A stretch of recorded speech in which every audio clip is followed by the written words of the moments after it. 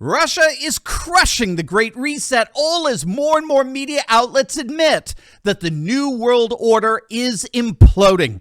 In this video, we're going to see how Vladimir Putin is indeed daily destroying the plans that our political and economic elite had for imposing their technocratic globalism on the rest of the world. We're going to look at the temper tantrum Europe's leaders are having over Russia's demands for gas payments in rubles. And stick me to the very end of this video when I'll reveal why the new political order that's rising is nothing less than one of the most momentous events in a century. So much more coming your way. You're not going to want to miss it. Greetings, everyone. Dr. Steve here with you.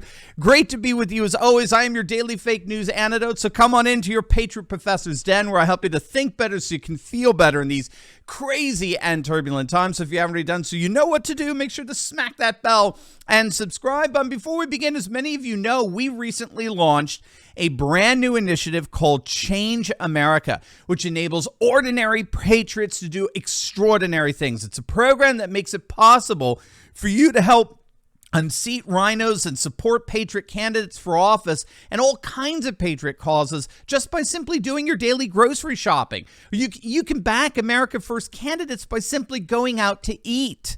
It's a program that rounds off your purchases to the nearest dollar, and with that spare change, you can make an impact on our nation like never before. So make sure to click on that link below to sign up or learn more about our Change America initiative, and let's make 2022 the most epic red wave ever. All right, gang, let's dive right in here. Now, for over 5 weeks, while CNN and Fox News and MSNBC have been reduced to rooting rather than reporting on what's actually happening in Ukraine, here on this channel, I've been telling you that the world is indeed irreversibly changing.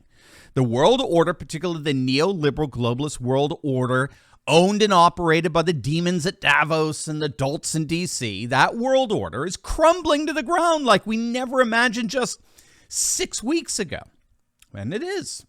No one less than Vladimir Putin, who is now officially, according to our political elite, the single most evil man to have ever walked the planet, even more evil than Hitler, according to one MSNBC commentator who tried to unsuccessfully argue. That man, Vladimir Putin, is actually the one who is crushing the neoliberal globalist order that our political elite worship and revere. And that's precisely what we've been arguing these last 5 weeks. But the legacy media had a very different take on things, and perhaps maybe we can have some fun comparing our two versions of what's happening right before our very eyes. Let's start with the relationship between Russia and China. Look at some of the headlines from a few weeks back. Here's what the legacy media has been telling you. This one is from the Wall Street Journal. This is back on March 3rd. China declared its Russia friendship had no limits. It's having second thoughts. And it's a piece all about how Ukraine is straining the relationship between Russia and China, with China considering breaking away from Russia. At the very least, their relationship is hanging in the balance. Or this one from NPR. The battle for Ukraine could test the limits of closer ties between Russia and China. And again, it's the same thing. Which isn't surprising since the legacy media just parrots each other, right?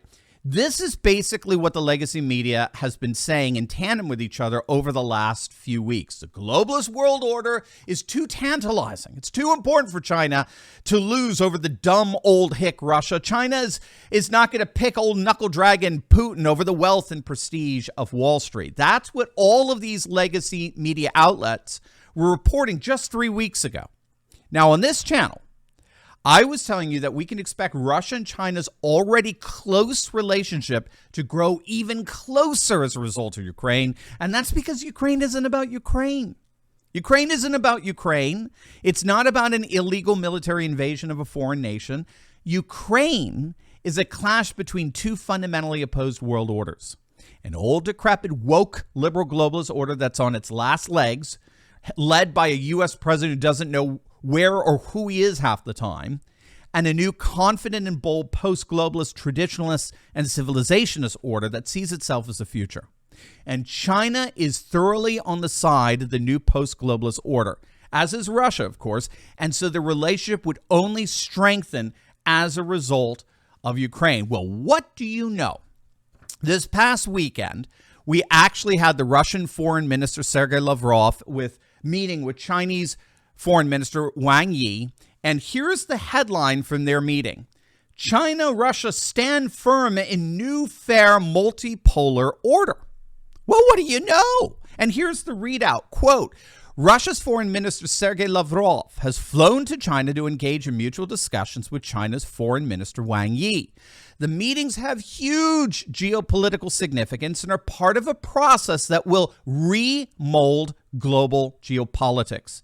Lavrov made comments that Russia and China were standing together and said ahead of his discussions with Wang that, quote, the world is living through a very serious stage in the history of international relations. We, together with you, China, and with our sympathizers, will move towards a multipolar, just, democratic world order. And then Wang Yi, the Chinese foreign minister, went on to say that we are witnessing, and these are his words, we are witnessing perhaps the single greatest global changes the world has witnessed in over a century. Now, what did the great Rush Limbaugh say, right? Don't you doubt me, folks, right? Don't you doubt me. We operate here on this channel with an analytical paradigm known as post-secular studies.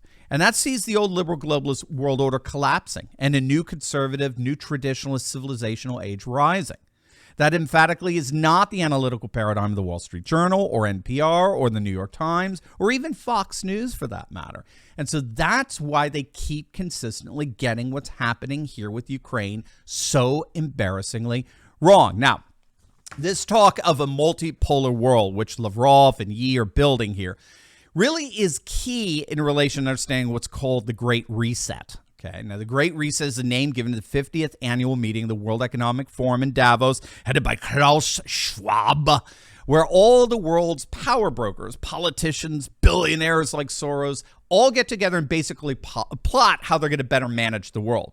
The WEF, the World Economic Forum, believes that a globalized world is best managed by a self-selected coalition of multinational corporations, governments, and civil society organizations like the Open Society Foundations of Soros, okay? And they together work in tandem to impose policies and values that end up benefiting them at our expense.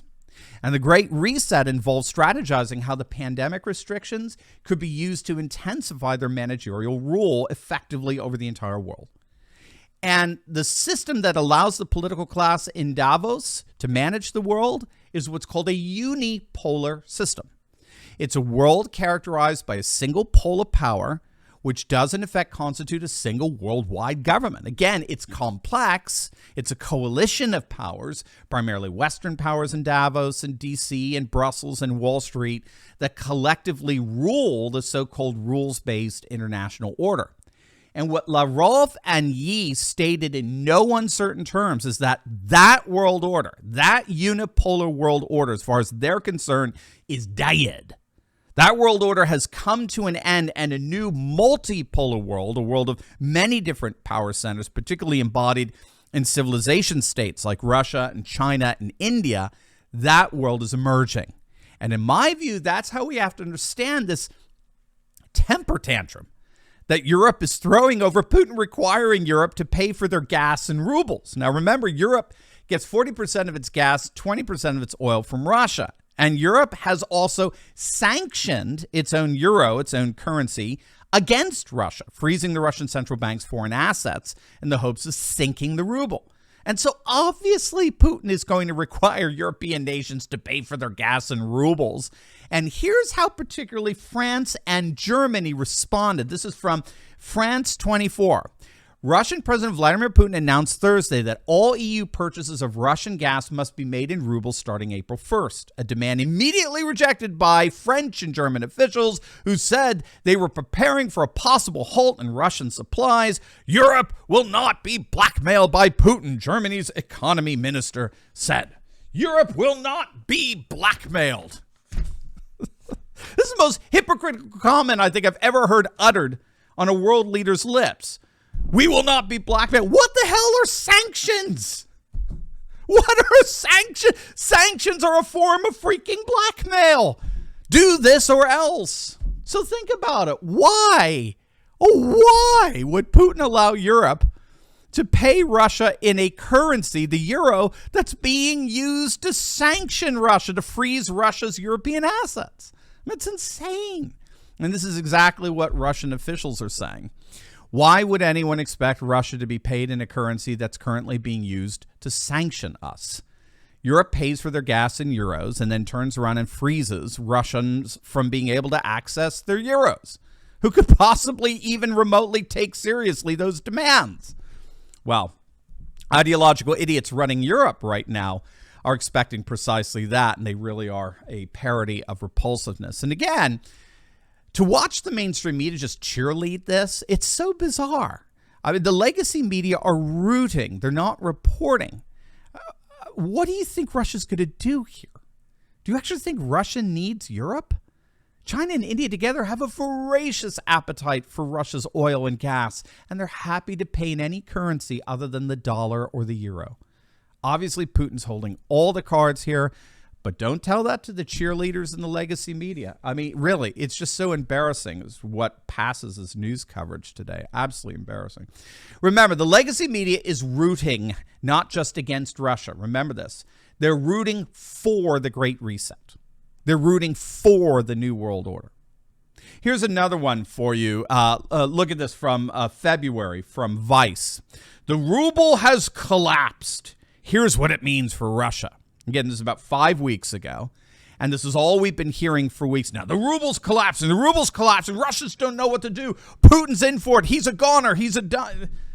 And I said the very beginning of all of this, very day that the ruble imploded, that because of the capital controls and the central bank resetting interest rates, I predicted the ruble would largely recover from its initial hit. By all indications, Russia was clearly prepared for these sanctions. And now, looky here. This is from Business Standard. Ruble becomes best performing currency in March, soars to 83 to the dollar. The ruble is the best performing currency in March. I mean, come on, people, don't doubt me. In the end, we're dealing with a bunch of ideological fools in the legacy media. Look, when all is said and done, the neoliberal globalist order is being smashed by the rise of civilization states. Civilization states are redefining international politics like never before. And I think this is what Wang Yi, the Chinese foreign minister, meant when he talked about the momentous events that we haven't seen in a century. In the end, Ukraine is not about Ukraine. Ukraine is all about the clash of two fundamentally opposed world orders. And I think it's becoming increasingly clear which one is prevailing. Now, before you go, you'll definitely want to check out my latest video on Elon Musk taking over Twitter. Talk about a momentous event. You're not going to want to miss it, so make sure to click on the link, and I'll see you over there. God bless.